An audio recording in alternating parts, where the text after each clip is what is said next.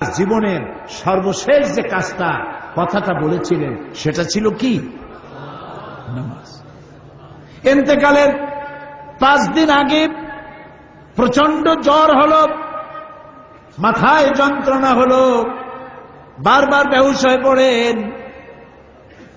যে রাত্রে ইন্তেকাল করবেন সেই রাত্রে সাহাবায়ে কেরাম কেউ ঘরে ফেরে নাই, সবাই কাঁদতেছে। সকলের ধারণা নবীজি খুব তাড়াতাড়ি বিদায় হয়ে যাবেন। ঘরের মধ্যে স্ত্রীরা কাঁদেন, জামাই কাঁদেন, নাতি নাতনি কাঁদেন। সব থেকে বেশি কাঁদছেন হযরতে মা ফাতিমা রাদিয়াল্লাহু তাআলা আনহা।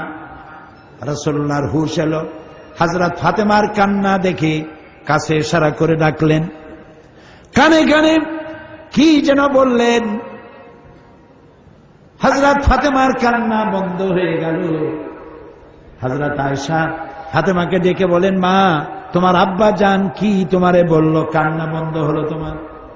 হযরত ফাতেমা বলেন, মা আমার আব্বা জান আমাকে কানে কানে বললেন, মা কাঁদিস না, তোর কান্না আমার বরদাস্ত হয় না।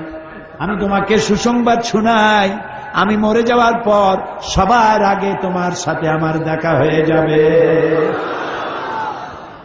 হযরত ফাতেমা বুঝতে পেরেছেন এর অর্থ হল রাসূলের ইন্তেকালের পরে আত্মীয় স্বজনের ভিতরে সর্বপ্রথম ফাতেমার ইন্তেকাল হবে।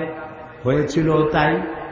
রাসূলুল্লাহ বেহুশ হয়ে পড়লেন, আবার হুশ হলো, আবার বেহুশ হলেন। ফজরের পরে হযরতে জিবরাইল এসে বলছেন, আসসালামু আলাইকা ইয়া রাসূলুল্লাহ, হে আল্লাহর রাসূল, আল্লাহ আপনাকে সালাম বলেছেন আর তিনি জানতে চেয়েছেন আপনি কেমন আছেন। তিনি জানেন আপনি কেমন আছেন, তারপরেও তিনি জানতে চেয়েছেন আপনার মুখে আপনি কেমন আছেন। নবীজি বললেন, আমি বড়ই কষ্টের ভিতরে আছি, অসুস্থ আছি। হযরতে জিবরাইল বলছেন, ইয়া রাসূলুল্লাহ, একজন নতুন ফেরেশতা এসেছে আজ আমার সাথে, যে ফেরেশতা কোন মানুষের কাছে আসার জন্য অনুমতি কোনদিন চায় নাই আর কোনদিন চাবেও না, শুধু আপনার অনুমতি চায় আপনার কাছে আসার জন্য। সে ফেরেশতার নাম মালাকুল মউত। হযরতে মালাকুল মউত রাসূলের অনুমতি নিয়ে রাসূলের জাসাদ মুবারকের কাছে এসে সালাম পেশ করলেন। বললেন, ইয়া রাসূলুল্লাহ, আদম আলাইহিস সালাম থেকে নিয়ে শুরু করে এই পর্যন্ত আমি যত মানুষের জান কবজ করেছি আর কিয়ামত পর্যন্ত যত মানুষের জান কবজ করব, কারো কাছে অনুমতি চাই নাই, অনুমতি চাওয়াও আমার লাগবে না। কিন্তু আজকে আসার সময় আল্লাহ রাব্বুল আলামিন আমাকে বলেছেন আমি যেন আপনার অনুমতি চাই। রাসূলুল্লাহ বললেন, মালাকুল মউত, আমি যদি তোমাকে অনুমতি না দেই?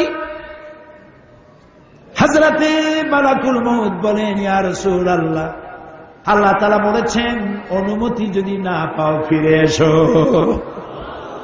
আল্লাহু আকবার, আল্লাহু আকবার। হযরতে জিবরাইল বলেন, ইয়া রাসূলুল্লাহ, আল্লাহ রাব্বুল আলামিন আপনার সঙ্গে দিদারের ইন্তজার করতেছেন। নবী বললেন, মালাকুল মউত, তুমি তোমার কাজ শুরু করতে পারো।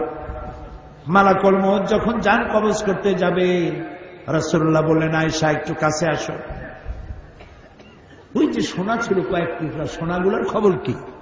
6 টুকরা, ছোট্ট ছোট্ট 6টা টুকরা সোনা ছিল, সোনাগুলো কই? হযরত আয়েশা বলেন, আমি তার যত্ন করে রেখেছি। নবীজি বলছেন, এক্ষুনি স্বর্ণ টুকরাগুলি সদকা করে দাও। আমি মুহাম্মদ সাল্লাল্লাহু আলাইহি সাল্লাম আল্লাহর দরবারে এই অবস্থায় উপনীত হতে চাই না যে মুহাম্মদের ঘরের ভিতরে সোনা আছে। হযরত ওমর রাদিয়াল্লাহু তাআলা আনহু রাসূলের সঙ্গে দেখা করতে গেছিলেন একদিন। ঘরে মা আয়েশা ছিলেন না। হযরত ওমর সালাম দিয়ে ঘরের মধ্যে ঢুকে দাঁড়ায় দাঁড়ায় কাঁদতেছেন, বাচ্চা শিশুর মতো ডুকরে ডুকরে কাঁদছে।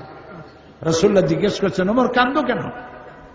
হযরত ওমর বলছেন, আমি বিশ্বনবীর ঘর দেখতেছি, ছোট্ট একটা ঘর, এক কোনায় একটা সরাহি পানি রাখার পাত্র কাইতে হয়ে পড়ে আছে, একটা গ্লাস কাইতে হয়ে পড়ে আছে, আর এক কোনায় 1 কেজি কি আধা কেজি জল পড়ে আছে, আর রাসূল শুয়ে আছেন দড়ি দিয়া বুনানো একটা খাটিয়ার উপরে, চাদর নাই, বালিশ নাই, হাত মোবারক মাথার তলে দিয়ে শুয়ে আছে, পিঠ মোবারকে দড়ির দাগ কেটে আছে। হযরত ওমর বলছেন, ইয়া রাসূলুল্লাহ, আমি তো বরদাস্ত করতে পারছি না, বিশ্বনবী তার পিঠে দড়ির দাগ, পানির পাত্র কাইট হয়ে পড়ে আছে, খাট নাই, বালিশ নাই, আপনি আমাকে অনুমতি দেন, আমি আপনার জন্য একটা তোষক বানাই নিয়ে আসি। রাসূলুল্লাহ বললেন, ওমর, আমি তো দুনিয়ায় শান্তি করতে আসি নাই, আমি যদি ওহদ পাহাড়কে বলি, ওহদ আমার জন্য সোনায় পরিণত হয়ে যা, ওহদ পাহাড়টাই সোনা হয়ে যাবে, শান্তি করতে আসি নাই। নবীজি বললেন, আয়েশারে সোনাগুলি বিতরণ করে দাও, সাদকা করে দাও। মালাকুল মউতকে বললেন, তুমি তোমার কাম সারো। জান কবর শুরু হয়ে গেল। নবীজি জীবনের শেষ কথা মুখ থেকে উচ্চারিত হলো, আসসালাত আসসালাত ওয়া মা মালাকাত আইমানুকুম, ও আমার উম্মতেরা, নামাজ নামাজ। ইন্তেকালের সময় মেয়ের কথা বললেন না, নাতির কথা বললেন না, জামাইয়ের কথা বললেন না, উম্মতকে স্মরণ করালেন, ও আমার উম্মতেরা, নামাজ ছেড়ে দিও না, আর তোমার অধীনস্থ ব্যক্তিদেরকে জ্বালা যন্ত্রণা দিও না, চাকর বাকরের জ্বালা যন্ত্রণা দিও না, গরিব মানুষের দিকে লক্ষ্য রেখো, আর আমি চিরজনমের মতো তোমাদের থেকে বিদায় নিয়ে গেলাম, নামাজ ছেড়ে দিও না। কিয়ামতের দিন ওই রাসূল যদি আমাদেরকে উম্মত বলে পরিচয় না দেন, জান্নাতে যাওয়ার উপায় নাই।